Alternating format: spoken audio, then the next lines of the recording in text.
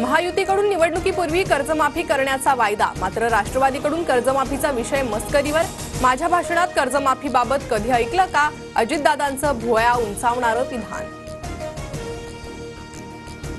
धाराशिवमध्ये आज जनआक्रोश मोर्चा, बीड सरपंच हत्या आणि परभणी सोमनाथ सूर्यवंशी मृत्यू प्रकरणी धाराशिवकर रस्त्यावर उतरणार। जरांगे, सोनवणे, धस, आव्हाड यांच्यासह अनेक नेते उपस्थित राहणार।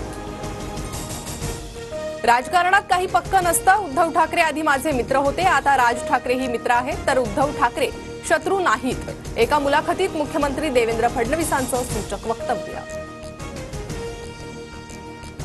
मुख्यमंत्री देवेंद्र फडणवीसांनी नाना पटोलेंची सांत्वनपर भेट घेतली। नाना पटोलेंच्या मातोश्रींचं निधन झाल्यानंतर फडणवीसांनी सांत्वनपर भेट घेतली।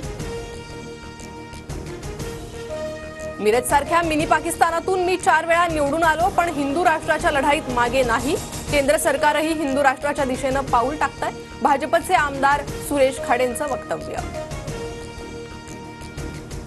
काँग्रेस, शिवसेना, ठाकरे गट, राष्ट्रवादी, पवार गटात वादाची ठिणगी। विधानसभेतील पराभवानंतर टीका करताना महाविकास आघाडीच्या नेत्यांकडून एकमेकांवर चिखलफेक।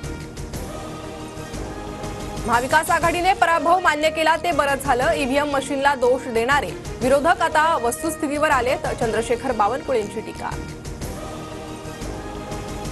शरद पवार गट लवकरच सत्तेत सहभागी होईल। संजय शिरसाट यांचा मोठा दावा, तर आम्ही कोणासोबतही जाणार नाही। जितेंद्र आव्हाडांची प्रतिक्रिया।